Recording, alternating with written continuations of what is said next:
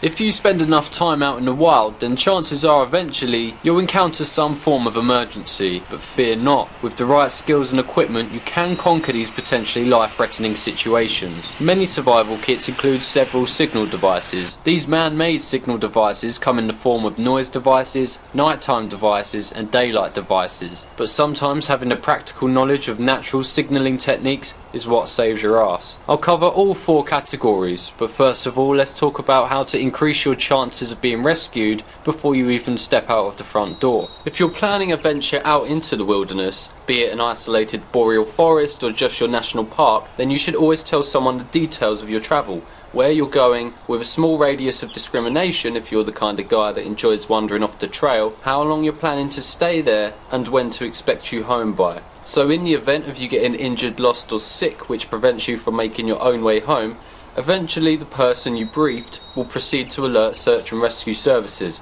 and they'll be able to provide those services with a specific location in which to start their search. But just in case, pack a few signal devices and get acquainted with the techniques and procedures of signalling for rescue, so if you do stray off the path, you'll always have a few tricks up your sleeve to gain the attention of whomever may be passing by. So let's get cracking.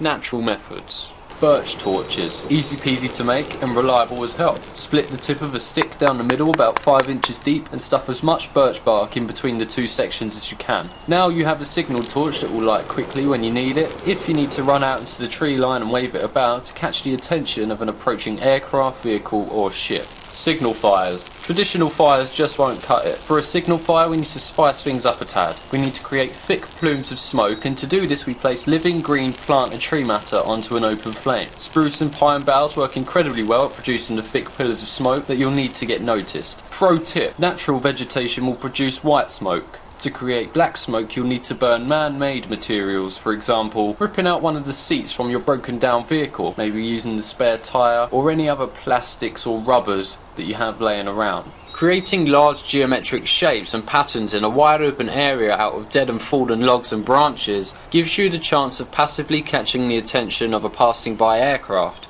Triangles, octagons, circles, stars, these shapes will be eye-catching due to their unnatural structures that are not commonly found amongst nature. You're not limited to shapes, however. You can always create an SOS or help sign, much like Tom Hanks did in Castaway, if you have the time, resources and energy.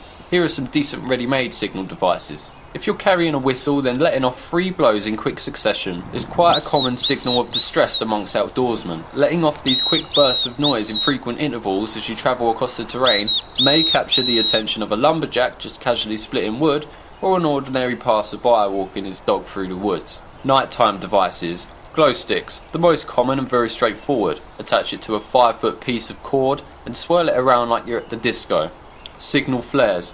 Handheld flares are like glow sticks on steroids, as they're actually useful during the day as well, and only take up a tad more space and weight, so they're worth their weight in gold. And hey, if all else fails, then you can use it to get a fire going. Or why not use that flare in conjunction with a signal fire? Prepare a signal fire for future use in a wide open area, then when needed, use the signal flare's intense heat and flame to ignite the signal fire, then wave the flare around. Thick plumes of smoke and a bright intense light. Good contrast. Flashlights. To make the SOS signal with a flashlight, then it's 3 quick flashes, 3 slow flashes, then another 3 quick flashes. Translated into audio, this sounds like ... .. Wrapping the edges of a foil space blanket around 2 sticks and holding it up in the air on a sunny day creates an absolutely massive mirror that will be incredibly hard to miss from the air. Signal mirrors. A compact mirror is a staple of most survival kits for its ability to reflect intense beams of light into the distance. Whether it be at a moving vehicle or an aircraft, it gets the job done. However, because the sun travels across the southern side of the sky, signalling to rescue services on the north side of the sky will be nigh impossible. But this can be countered by having 2 signal mirrors, one to face south towards the sun, positioned to bounce those rays into a mirror facing north. Smoke grenades, a signal fire in a can. Toss that bad boy when you see a plane on the horizon and just hope strong winds don't utterly rape the smoke sideways. Bivvy flags. Having some bright vibrant materials such as an orange emergency shelter or a bivvy bag allows you to attach it to a stick and wave it about in the air like a flag. Or you can leave it out in the open, perhaps next to your big ass SOS sign, and the contrasting vibrant colours will further increase your chances of getting spotted by an aircraft. But prevention is better than the cure. Play it safe out there, fellas. Pack a map, a compass, a spare compass, have the know-how on navigating without a compass, and leave a detailed plan of your travel with someone you trust. Peace, fellas.